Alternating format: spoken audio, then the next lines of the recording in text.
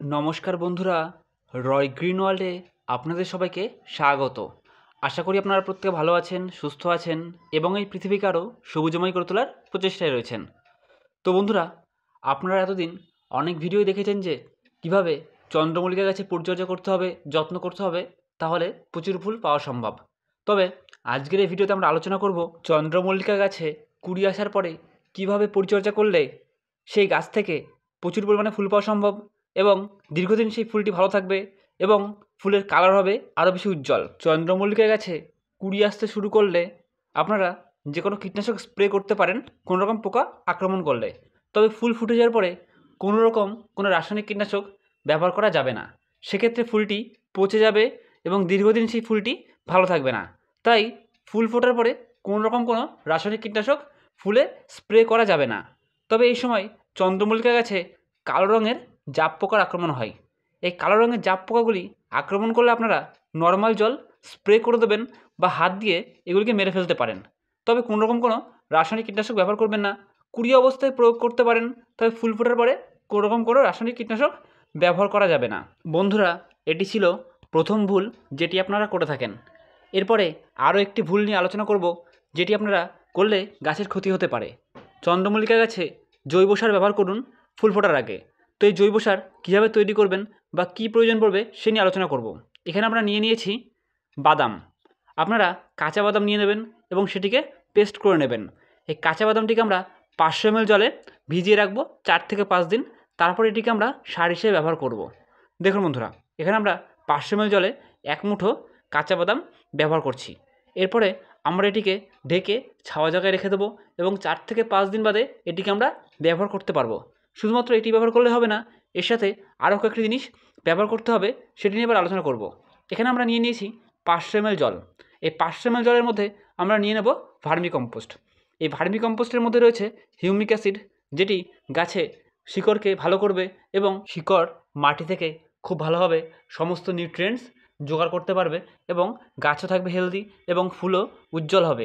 এর বদলে আপনারা যদি রাসায়নিক সার ব্যবহার করেন তাহলে দেখবেন ফুলের রং ফ্যাকাশে আসছে বা ফুলটি দীর্ঘদিন ভালো থাকছে না। তাই অবশ্যই এই জৈব সারটি ব্যবহার করুন চন্দ্রমল্লিকাতে কুড়ি আসার পরে। এরপরে এটিকে আমরা একদিন ভিজিয়ে রেখে দেবো এবং তারপরে চন্দ্রমল্লিকা গাছে ব্যবহার করব।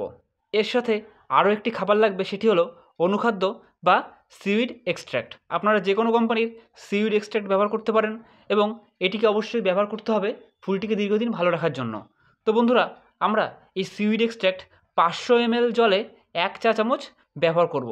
ভিডিওতে যে খাবারগুলি দেখাচ্ছি এই খাবারগুলি একত্রে একসাথে গাছে ব্যবহার করতে হবে, তাহলেই সবথেকে ভালো রেজাল্ট পাবেন। তো এখানে আমরা এই সিউইডটিকে জলের সাথে মিশিয়ে রেখে দেবো 1 ঘন্টা। তারপরে এটি সম্পূর্ণরূপে জলের সাথে মিশে যাওয়ার পরে তারপরেই এটিকে ব্যবহার করব। তো এখানে দেখতে পাচ্ছেন এই 3টি সার আমরা প্রত্যেকটি থেকে 100 ml করে নিয়ে এর সাথে আরও 3 লিটার জল মিশিয়ে নেব, তারপরে ব্যবহার করব। আসলে এটিকে আমরা 1:10 অনুপাতে প্রত্যেকটি গাছে ব্যবহার করব, তাহলেই সবথেকে ভালো রেজাল্ট পাবেন। এবং এটিকে একবার ব্যবহার করে দেখুন এবং তারপরে কেমন রেজাল্ট পেলেন সেটি কমেন্ট করে জানাবেন। এই 3টি সার একসাথে ব্যবহার করার পরে আর কোনো রকম কোনো রাসায়নিক সার ব্যবহার করার দরকার নেই। শুধুমাত্র এইগুলিকে ব্যবহার করুন, তাহলে দেখবেন ফুলগুলি খুব ভালোভাবে ফুটবে এবং দীর্ঘদিন ভালো থাকবে। এখানে দেখতে পাচ্ছেন এই গাছগুলিতে কুড়ি আসতে শুরু করেছে এবং বেশ কয়েকটি গাছে ফুলও ফুটতে শুরু করেছে। তো এই গাছগুলিতে একবার করে এই সার আগে ব্যবহার করা হয়েছে এবং পরবর্তীতেও ফুল ফোটার আগে পর্যন্ত এই সারটিই ব্যবহার করা হবে। চন্দ্রমল্লিকা গাছে ফুল ফুটতে শুরু করলে বা কুড়ি আসতে শুরু করলে চন্দ্রমল্লিকা গাছের মাটি যাতে পুরোপুরি শুকিয়ে না যায় সেটি খেয়াল রাখবেন। মাটিতে যেন সবসময় ময়েশ্চার ভাবটা বজায় থাকে। চন্দ্রমল্লিকা গাছের মাটি পুরোপুরি শুকিয়ে গেলে দেখতে পাবেন যে ফুল বা কুড়িও শুকিয়ে যেতে পারে। তাই সবসময় ময়েশ্চার ভাব যাতে থাকে সেটিকে খেয়াল রাখবেন। এই সময়ে চন্দ্রমল্লিকা গাছে পিঞ্চিং করার প্রয়োজন নেই, কারণ এই সময়ে পিঞ্চিং করলে লাভের থেকে ক্ষতিই বেশি হবে, আপনি ভালো ফুল পাবেন না। তাই কোনোরকম কোনো পিঞ্চিং করার প্রয়োজন নেই। এবং যে 3টি ভুল কাজ আপনারা করে থাকেন চন্দ্রমল্লিকা গাছে কুড়ি আসার পরে, সেই 3টি ভুল কাজ কখনোই করবেন না।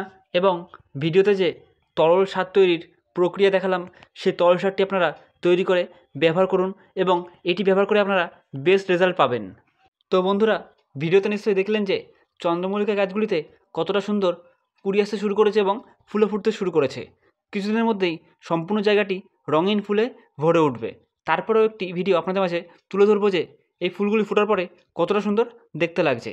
তো আজকের এই ভিডিওটি ভালো লেগে থাকলে অবশ্যই লাইক, কমেন্ট এবং শেয়ার করে দেবেন। চ্যানেলে নতুন এসে থাকলে অবশ্যই চ্যানেলটিকে সাবস্ক্রাইব করে দেবেন। ধন্যবাদ।